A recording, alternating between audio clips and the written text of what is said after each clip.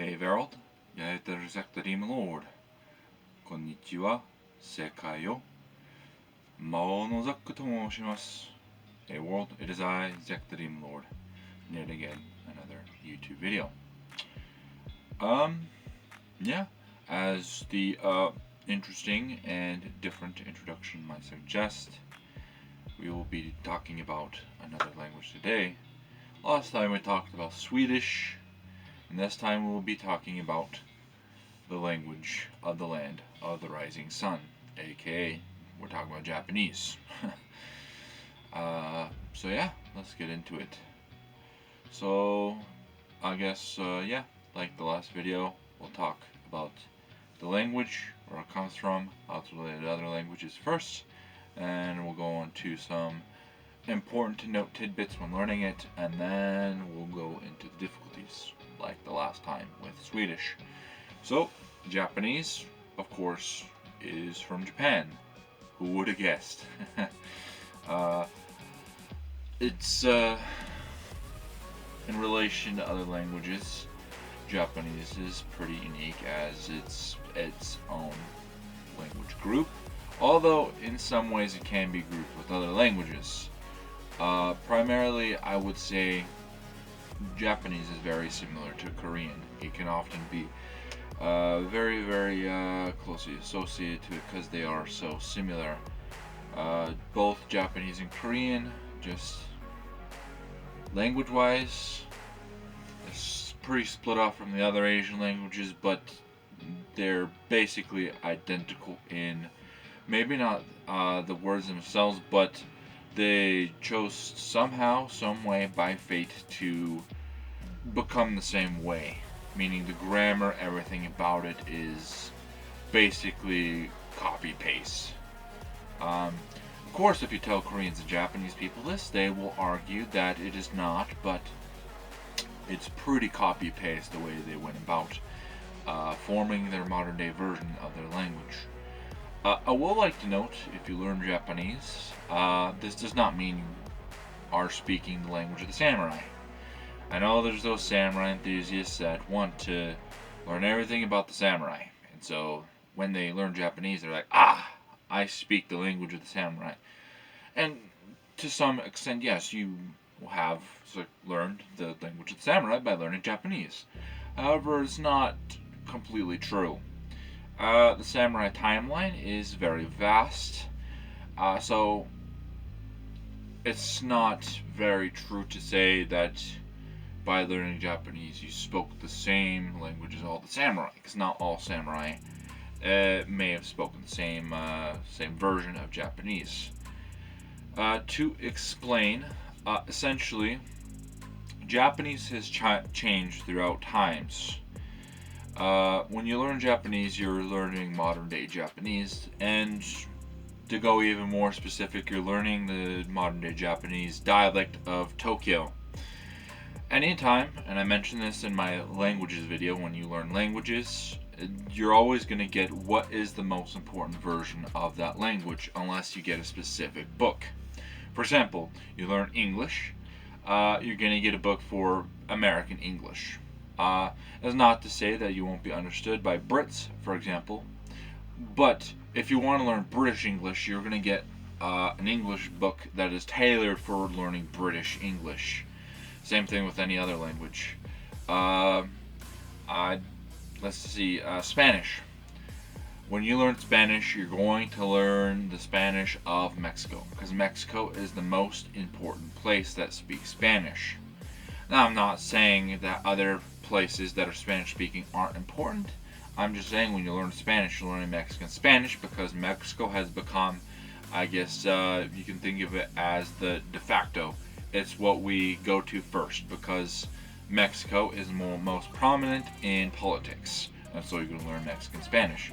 But say you wanted to learn Spain Spanish, like the original Spanish from Spain, you would get a textbook that is specifically for learning the actual Spanish. But yeah, going back into it, yes, it's kind of like with English. Going back to, Japanese was not always the same. If we look at English, English has not always been the same. before modern day English, there is the Middle English, Shakespearean English. You've all read those, Shakespearean books, those books by William Shakespeare if you went to American high school. And you got all the, these and thous and the thys and the ye's and all that stuff. And you might read stuff like, "Thou art the most beautiful woman of all," or something like that, right? We've all seen the older Middle English. And then before that, there's an even more different version of English called Old English. You look at Old English, compare that to modern day English, and you're going to say, what?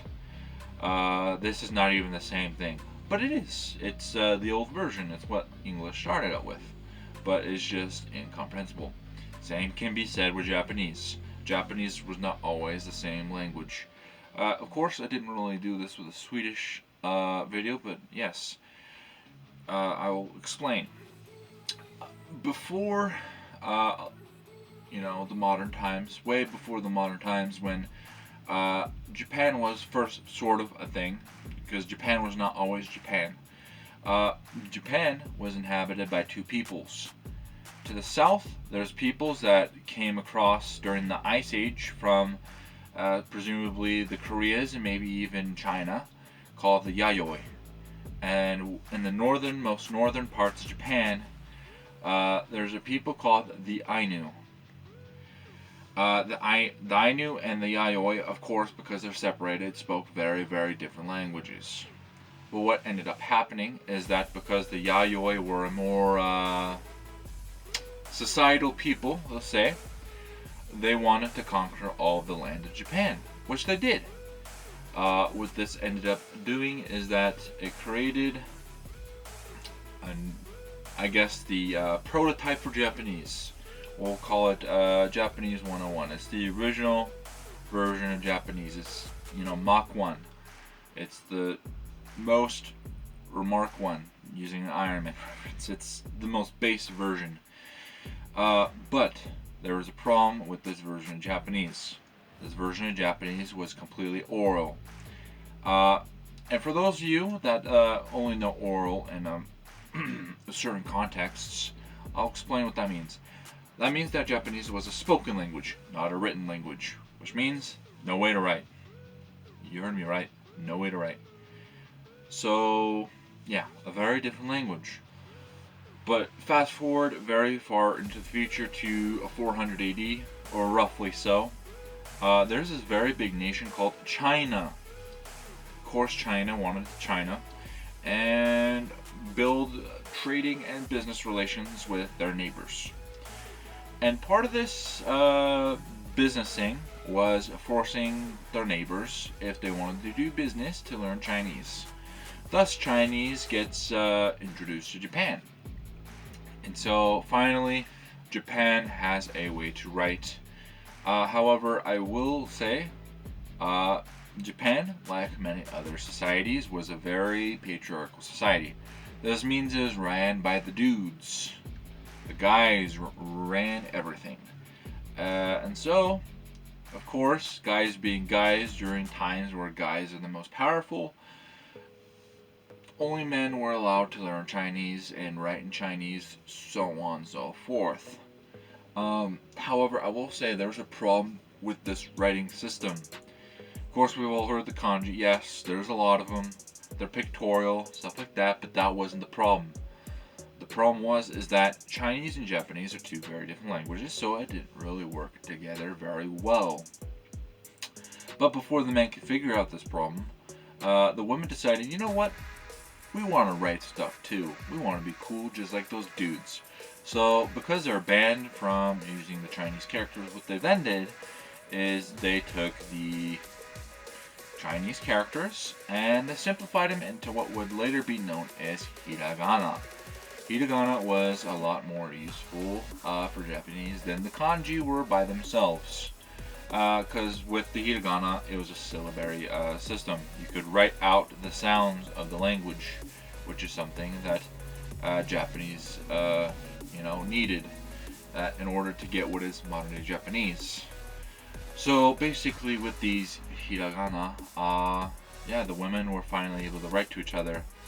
But fast forward, what caught on as a notion is, hey, maybe these women solved our problem, because Japanese pronunciation and Chinese pronunciation is obviously very different. And with Chinese, each of the kanjis have a sound, which, of course, for Chinese words that were introduced to Japanese, it worked out. But for the native Japanese words, it didn't work out very well.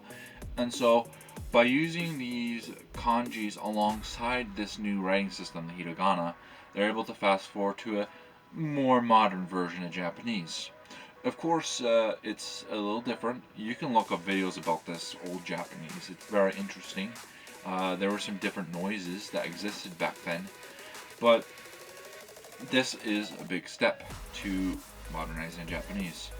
I don't think it really got very modernized until a very, very later. Somewhere down the route, the Japanese invented another writing system called katakana, which would be very, very exponentially needed in order to create what is modern day Japanese. So fast forward to today, Japanese is what it is. It is a mixture of these three writing systems: the kanji, the katakana, and the hiragana. The reason I'm explaining this is because it is the basis of what you'll need. The first thing you'll need to do when learning Japanese is you'll need to get into these writing systems. But before I talk about these writing systems, I just wanted to, share this journey as why Japanese is what it is. But relating it to the other languages, what is so different about these languages? Well, this is where we can start getting into the basics, right? So, as mentioned, any of the things I say about Japanese, which I'll say in a later video when I talk about Korean, but it's very related to the Korean, because Korean and Japanese have very similar grammar. And this is very different from the other languages. So basically, going into the relations, Japanese, Korean, pretty copy-paste, but different things. And then there's like Chinese that's in the background that's like, haha, we gave you our words. And then going out of that, if you want to compare it to other Asian languages in the area, the other Asian languages are like, yeah, we're very different from you, but any similarities we have are going to be through the Chinese words. So anything that seems like familiar when you're learning, say, Vietnamese or maybe Thai or maybe Mongolian or something like that, is going to be through these Chinese words. So China is the ultimate bridge between all the Asian languages because of its spread of influence, because of its power. And so that's how linguistically it makes sense. Or whatever, yeah, you get what I'm saying. So now we can talk about Japanese and the things you'll need to know. So yes, when learning it, I would say the first thing before anything is to learn to read and write. Learn first the hiragana. What is hiragana? Hiragana is the, basis of the Japanese language. If there's any writing system you'll need, it is hiragana. Hiragana is a writing system. It is, unlike our writing system, a syllabet rather than an alphabet. What's the difference, you might ask? Well, here's the difference. An alphabet, like we have, is where we have letters for consonants and vowels. Consonants are your harder sounds like K, G, S, Z, things that don't really flow on its own, right? The vowels are the other noises, the open noises, the A's, the E's, the I's, the O's, the U's, anything that can help flow things, right? Ah, E, oo, O. Like, if there's a reason, for example, why Russian is so hard, is they write, in some other words, they have so many consonants next to each other. It's kind of hard to make noise like or something like that, right? There's just too many hard noises next to each other. And that's what the alphabet is we have letters for the consonant and we have letters for the vowels. So what is a syllabet, you might ask? Well, it's the same idea, just take the basis idea of a, e, u, e, o and apply that to every sound combo. So using S as an example, there is a letter for sa, a letter for she, a letter for su, a letter for se, a letter for so. All those have their own letter, their own assigned letter. So any sort of combo of these consonants and vowels is going to have an assigned letter. Of course, Japanese is not exactly perfect, and you'll understand later, but any sound you make with your mouth is going to be about these consonants and or these syllables. And we've learned about syllables in school. It's not as much of a focus with the English language because we have an alphabet. Maybe, I'm not going to say everyone's education is the same, but if maybe you had a similar education to me when you're in preschool or in the early years of elementary, you had those teachers that did the clapping thing, right? Whereas, like, for example, they say potato, potato, carrot, carrot, water bottle, water bottle, stuff like that. That is a syllable, and that's how Japanese works, is it works off of syllables. Okay? I think I got my point across. But yeah, that's how Japanese works, is they use syllables. Syllables are very important, and that's what hiragana is it's a syllabic writing system. Now, as for it's used for anything that is native Japanese, anything that has always been a Japanese word, and as well to spell other things as well, but that its primary use is for Japanese words. And part of the big use of this is going into grammatical things. For example, in the Japanese language, and this is something that is both a blessing and a curse, is that Japanese is a language that has, and they go by different names. In Japanese, they're often called particles. If you learn something like Korean, they're often called markers. But essentially, it is a word helper. You attach it directly to a word to show how the word is being used. For example, we'll use the base word for I, like me, I, which is watashi. Okay? I is watashi. And then a particle, some of them make sense. Some of them in English are our prepositions. Words like to, from, by, stuff like that. But then some of them don't make sense because we don't really do it in English. And the ones that don't make sense directly into English is the ones that show. Remember when I was talking about the SVO thing? It shows that sort of stuff. There's ones that show it's a subject, or that it's an object, or it's a topic, which is a hard concept to get to a certain extent. But yeah, so for example, watashi wa, you're adding wa to watashi, which makes it the topic. Watashi ga is for the subject. It marks it as the subject. Watashi o is the object particle. It makes it an object.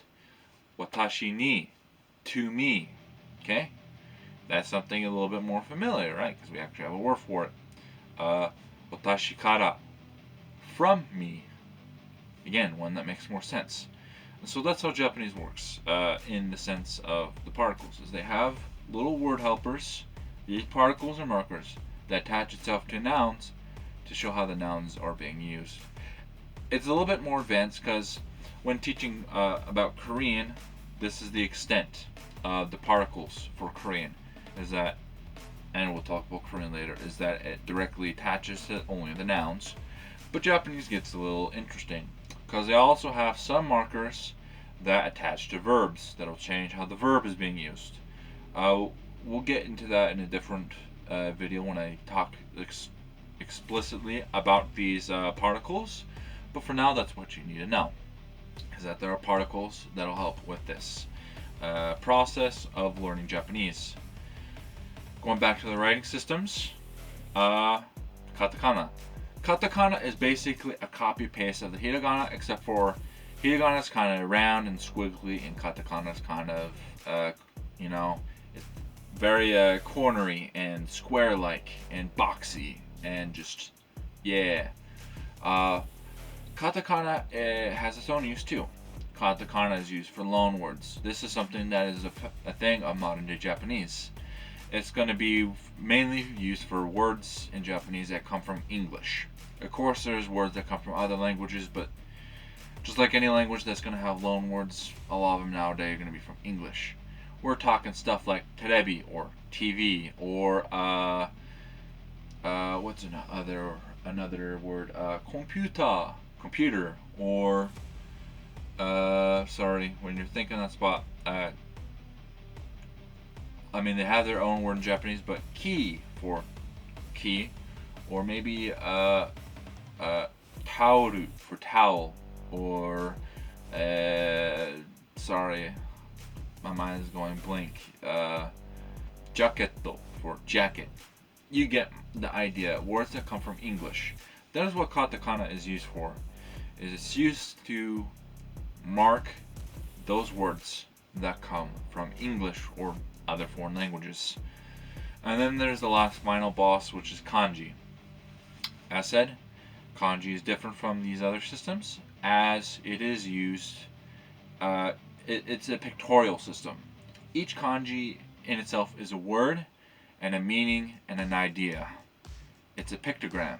It represents an idea, a thought, a word. And you can also combine these pictographs with other ones to make other words. Let me think of an example. Phone is denwa. It uses the kanji for electricity and the kanji for talk. So electricity, talk, which is the idea is you're talking over an electric sort of thing that transmits waves to another phone, so that way you can talk to someone, right? Or using the same one, densha. Densha means, train. The first one, electricity. The second one, car. So electric car. And there's electric cars nowadays too, but that's a different word. In this case, electric car is obviously talking about trains because there's a lot of trains that use electricity, right? So on and so forth. I think you get the picture. So that's the thing, is it's used for the root meanings of things. So in nouns, it's just going to be the kanjis by themselves, and stuff like adverbs and adjectives and verbs. It's going to be the first part. It's just purely there to show meaning, right? And stuff like that. It makes more sense when you learn Japanese quite a bit, but just know that that's what kanji is there for. There are arguments that, one system isn't needed, blah blah blah, we only need one system, blah blah blah. But here's the problem, is when you simplify things, because of the Chinese influence into Japanese, if you were to write purely in one system, everything would look hectic. There could be, for example, maybe 5 words that are pronounced kanshi or kanshi or something like that. But you can't differentiate because you don't have the kanjis there. So how are you supposed to know what kanji you're talking about? I don't know what kanji means. Hopefully it doesn't mean anything bad, but I just thought of a sound idea off the top of my head. So hopefully it doesn't mean anything bad. We'll look into it later.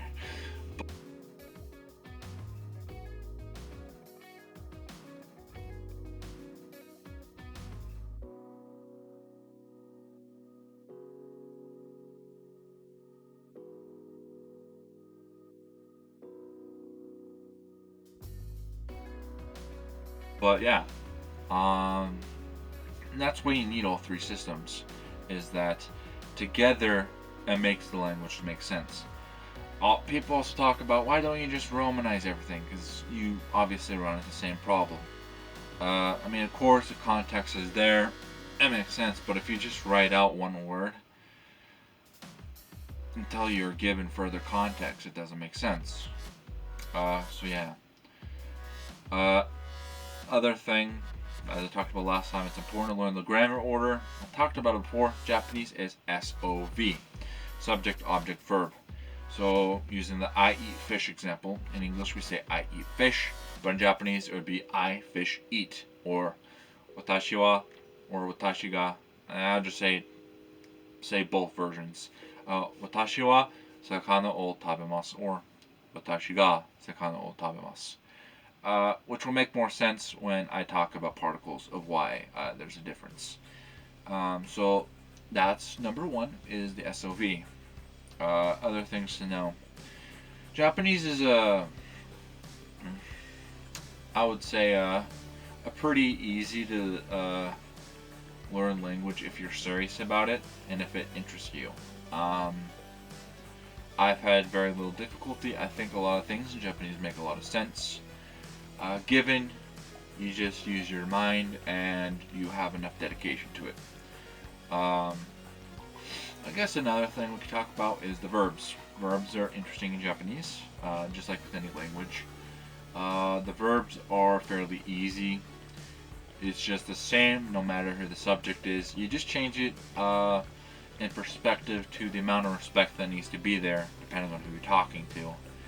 So, I've mentioned this in my language video before, but if you're talking to friends, you're going to use a casual form. And if you're talking to strangers and normal people, you're going to use a polite form.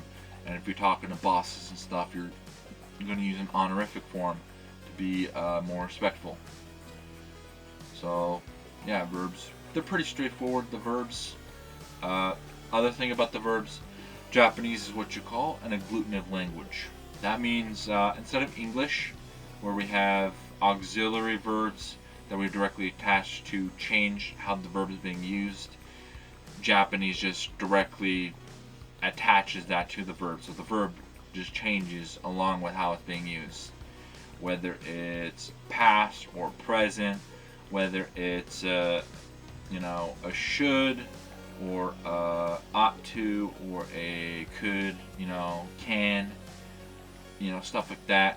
It just all changes along, those lines, So that's one thing to keep in mind, is that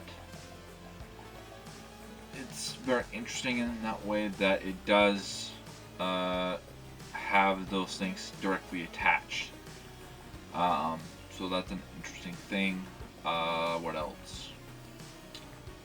Yeah, I think overall it's just yeah. I guess let's talk about the easy things and the hard things. As I said, I think the easy thing is, unlike the Swedish video, there is plenty of stuff there to help you learn. You got textbooks up the wazoo. You have flashcards. You have all sorts of apps with Japanese courses. The people that are natively speaking Japanese, they their English is not going to be perfect, and so you have a practice partner. The only difficulty there is that they might be too shy to use their English. So yeah, if you need more explanation, they might be not really too willing sometimes to explain, just because it's not their native language.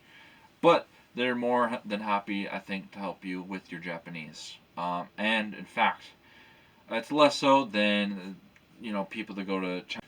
Sorry for the split, but as I was saying, yeah, there's a lot of stuff, and when you learn Japanese, what I was about to go into is there's plenty of people to practice with, but unlike maybe some European languages, it's less than when you learn Chinese and speak with Chinese people, but as Language Sim, for example, might say, when you learn Japanese and you use it and you're speaking it with Japanese people, they're gonna do cart flips and jumping jacks and 50 push-ups, and just they're gonna go crazy and ballistic. Of course, that's an over-exaggeration, but and the words of the language, then yeah, they're gonna go crazy, you know.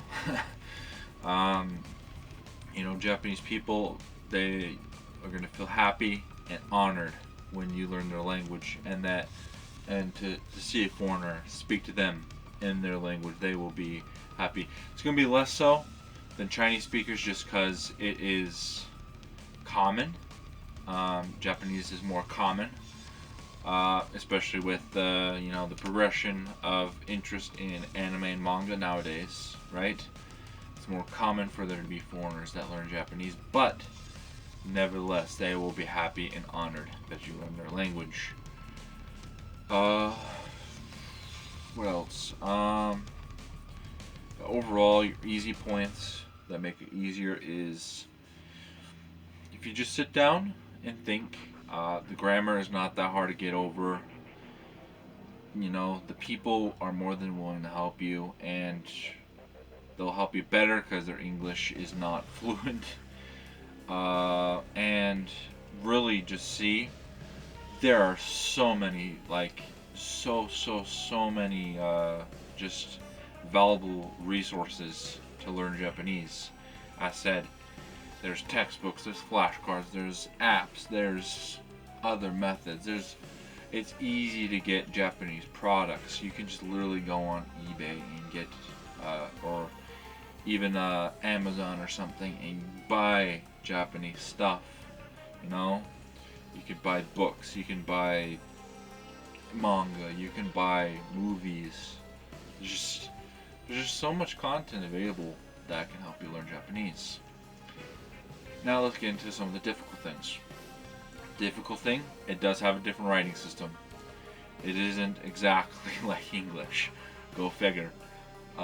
So that is the difficulty. And of course, the kanji can be a potential difficulty. There are videos that you might see where people say that kanji is not needed. You don't need to learn kanji. I think it depends. Everyone's different. Everyone has a different learning style. But I do think that the kanji are an essential part. If your goal is to read and understand Japanese fully, then yes, you need kanji, because kanji is an essential part of writing. If your goal is purely just to speak, then no, you don't need it. You don't need kanji at all, really, because you're just speaking with people. As long, when speaking, it's not like you have, just a plethora of words. It's not like the written words come out your mouth and people read what you're saying. But if your goal is to read and write and be able to, do stuff like that with Japanese, then yes, kanji is necessary. You need kanji. There's no way around it. I know that it isn't exactly the biggest motivator, but I will prep you up. I'll motivate you. Kanji and Japanese, it's a lot easier than with, in some aspects, it's easier than with Chinese. How so? Well, in order to read and write and all that with Chinese, you need 10, 20,000 kanjis? But good news for you. With Japanese, all you need is the base kanji, which there's about 4,000 or 5,000. So that's a dramatic difference. That's a lot less kanji you need in order to get by. And even with just learning first through third grade kanji, you're still going to be able to read quite a bit of stuff. Let alone if you get through all the elementary grade kanji. If you get all the elementary out of the way, you'll have a breeze. It'll be pretty breezy.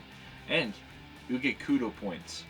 Because just even by getting to any point of fluency in Japanese, you're better at speaking Japanese than most Americans would be if you're American, let alone most Westerners. So just know that Japanese, it does have those kanji. You can be scared of them, but I just tried. When I went through it, I was just had an admiration for them. Like, these kanjis are kind of cool. Pretty cool. And yeah, just look at it with just eyes of curiosity and respect, and when you do that, you'll be more willing to learn them. That's the thing, is you have to have that willingness. You have to have that want, that desire. So let's go into with that. Other difficulty is just it's not going to be immediate. I When I talk about the grammar order thing, it's just so that way you can have it in your mind that that's how the grammar works. But I do want to say that it's not going to be overnight that your mind thinks like that. It takes practice. Uh, saying I fish eat, thinking of it things in that order. It takes a little bit before it actually comes to a point where that just registers automatically.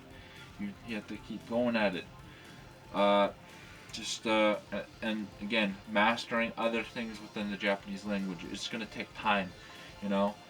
Japanese is pretty much, in some ways, a pretty opposite way of thinking from English, and so it just takes practice and little steps and stuff like that. But after, I would say, at least a good half a year to a year, you'll if you practice it and study it fairly diligently, you'll be able to at least have a basic comprehension. I'm not going to say you're going to be perfect. I think the key for any perfection of any language is to live in the country.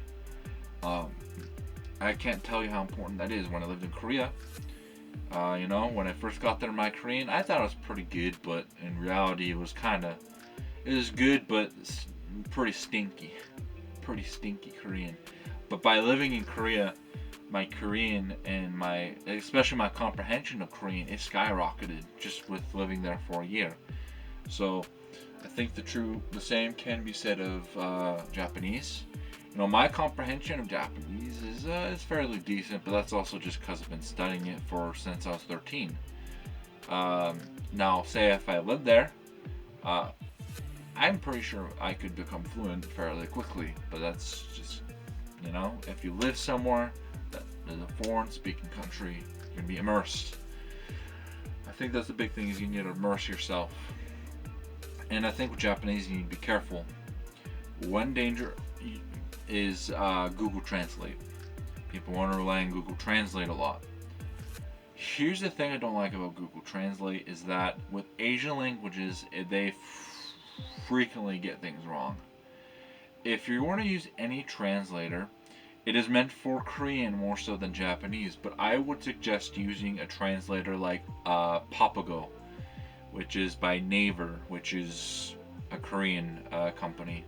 I would use Papago because they do a better job, just because it's a translator made by an Asian company.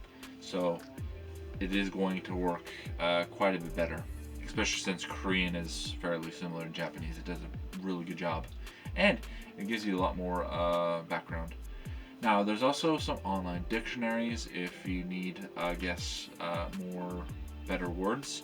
Two dictionaries that I would suggest that are online dictionaries are Takoboto and as well jisho.org. These dictionary websites are phenomenal as well.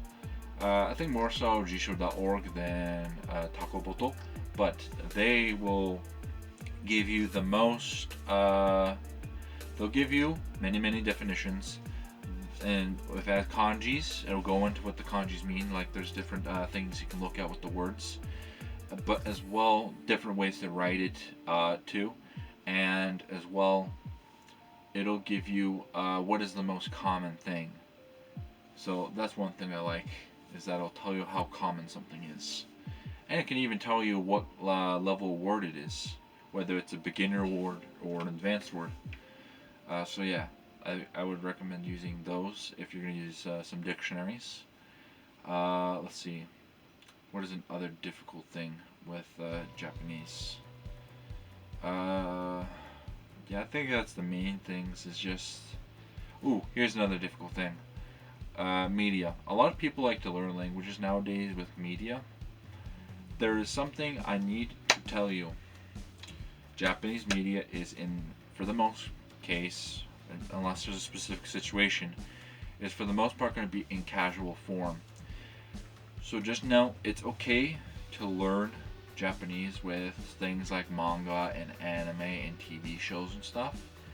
But just take into mind it's in casual form, the form that you use when speaking with friends and family. It's going to be more of an effect with the verbs. If you just learn the verbs and change the verbs to make them polite, you're good. But just also know that some of the words are going to be less formal that are nouns, just some of them. So take that into mind. But yeah, Japanese overall can be a very difficult language, or it can be a very easy language. Depends on your mind type. For me, it's easy. For others, it might be hard. I love the language. I love it a lot. There's a reason I've been learning it since I was 13 years old. It's fun if you go in it with a positive mindset, and if you have a lot of dedication to it, you'll get good within no time. I will say the average estimate to fluency is considered to be 4 years if you study it very, very diligently. I will say this can depend on the person. One thing I will note that I didn't talk about earlier with the syllabary system thing is can be a difficult thing for some English speakers, and this is something that can happen with just different languages. Just expect this when learning a foreign language is sometimes a language will not have all the noises that are in your language, and sometimes it'll have extra noises too. So just expect that when learning Japanese, is there are some missing noises, so maybe there are some words in English that you won't be able to pronounce into Japanese. I mean, you could just say the English word, but just know if you try to Japanify it, which you'll understand in a later video, it won't be perfect. Especially with it being a syllabary system. But yeah, that's enough ranting. This has been me talking about Japanese. It's a lovely language. I recommend it. Good luck on your journey if you choose to learn Japanese. And yeah, this has been a good video. So yeah, please like, please subscribe, please share with friends and family, especially if they're interested in this case in Japanese. Yeah. Good luck on your Japanese journey, or whatever language journey you go down, if you even go down a language journey. But per usual, we'll see you in the next video. Until then, heido or jana.